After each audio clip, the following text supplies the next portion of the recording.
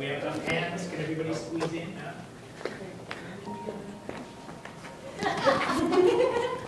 Oh, wait, no, you're back here. And a 1, and 2. Not yet. Right there. No. Okay, now, who's closest to the pedal on the right? May could probably get it the best. Okay, can you maybe push the Christopher. sustain Am I on pedal?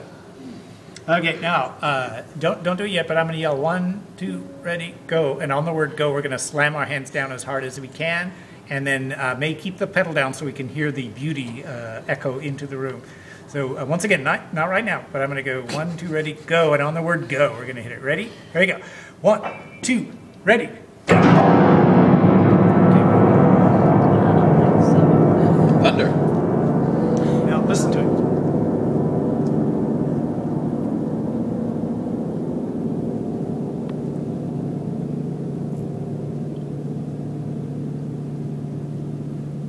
It's interesting because some notes are holding on longer than others. Whoa, we have the bass notes, really. You can hear it grumbling still. Okay, thanks. Good job, Now Steve. we know. I mean, May. Chris.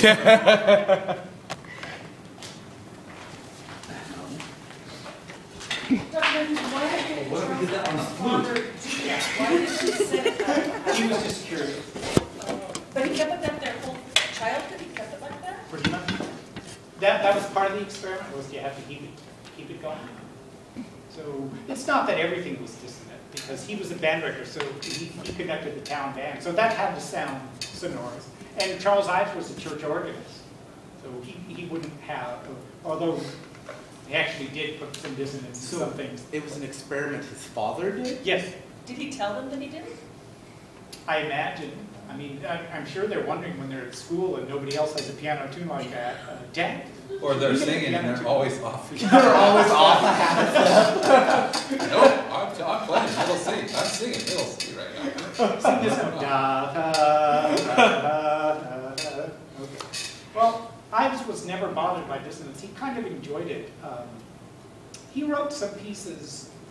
He wrote a symphony called Holidays. There's one movement is 4th of July. And in the movement, 4th of July, the orchestra's playing, and then he has the brass instruments in a different key and a different time signature, and that's supposed to be the town band playing. And all of a sudden you hear Columbia, the Gem of the Ocean. But there are mistakes. The way a real town band would, he actually would write in a B natural instead of a B flat. And in the score above it, he writes, Mr. Jones didn't have much time to practice this week, which is a kind of a joke for the players. But you would hear this town band, and it would have some mistakes in it, and rhythmic mistakes too. So that's something where someone made a mistake, and instead of going on, they kind of stopped and corrected it. And he kind of celebrated this. I don't know. I mean, when you go to an elementary school concert, there are going to be a lot of mistakes, but we can still enjoy it, and we can actually kind of go, oh, they're so cute. So he never lost the ability to say, the mistakes are sometimes part of the music. So don't worry about it. Don't get all hung up about it. If you look at page 421, he wrote a piece called Central Park in the Dark. And Central Park, of course, in New York City. Ives was from Connecticut, but he would visit New York City to hear orchestras and things. On the left side, page 420, he's got the strings to Central Park in the Dark. So if you can imagine Central Park, has anybody ever been to Central Park? It's big, you'll get mugged nowadays if you go there after dark. So evidently it was a little scary back then too, because the chords on the left side there, page 420, are built on their augmented triads. And it's built on a whole tone scale. So it's a very soft, notice it's pianissimo, but it's a bit spooky and scary. And then all of a sudden you hear a piano start playing Bad Ragtime, which is on page 421. When I say Bad Ragtime, he has notated this as if the pianist is not that good and keeps making mistakes, and the left hand kind of jumps ahead from the right hand and whatnot. We've got this on the CD. It'll take me just a second to get to example 76.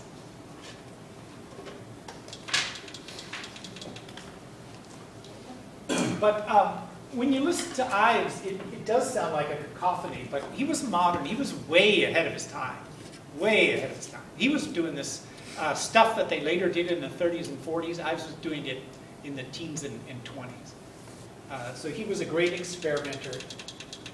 He was so far ahead of his time, he couldn't get groups to play his music. They just thought it sounded awful. He ended up going into insurance, and he's famous. He's the one who invented the actuary table, where you say, I make this much money a year, I have 2 kids and a wife, how much money should insurance should I buy? He was the one who actually invented that, because people were saying, I have no idea how much insurance I should have.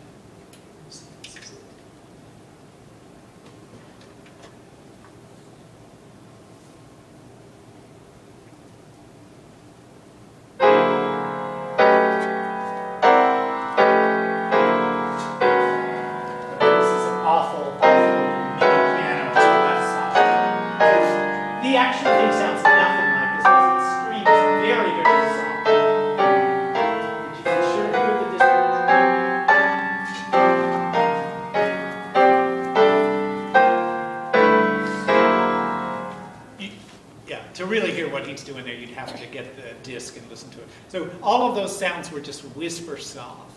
So it's just a kind of a fog. It's like this dissonant fog. Not at all like what was just played. But the right side is, all of a sudden you hear this. So it's supposed to be somebody's going through Central Park. It's dark. It's New York City. And then they pass a club or something across the street, and they have the door open, and they hear some pianist trying to play ragtime. This sound comes out.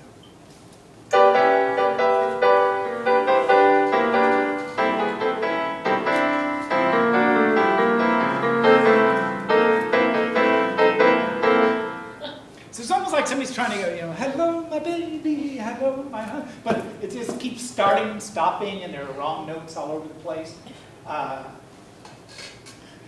So you can imagine looking at this, that he had to self-publish everything he did. He had to send it to a printer. And it's a true story that the engravers kept trying to fix things for him. They assumed he knew nothing about music, and they would say, well, that looks like it should be a B-flat triad, and they would change notes. So I had to write this famous note, I want all those wrong notes. And I want all those wrong rhythms. Please engrave it exactly the way that I've written it here. And he had to send it back and get it done again.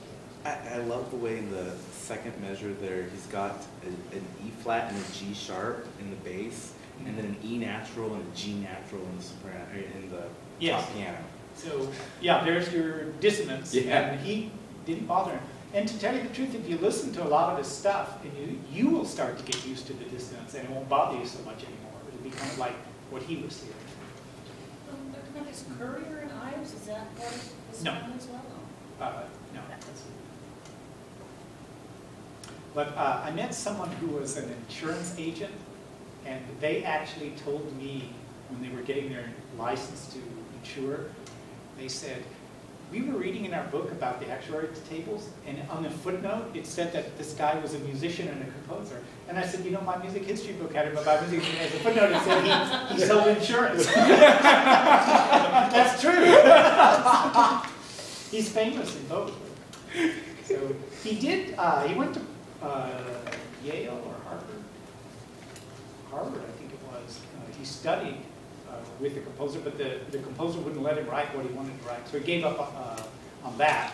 And then since he knew he wasn't going to make money off this kind of music, so he went into insurance and then got really rich and ended up being able to pay people to play everything. His music kind of disappeared for a while, and then Leonard Bernstein found it and said, oh, this is incredible. Leonard Bernstein was at Harvard, and they ran across Ives' violin sonata. So the piano is playing, and all of a sudden the violin starts playing, bringing in the sheaves, bringing in the sheaves, bringing in the sheaves. Only the meters are different, so they don't line up, and the piano is not really playing, bringing in the sheaves. But they found this, and they tried to play it, and they were like, what is this? Who's Ives? And do this again. And they said, can we do this? Can we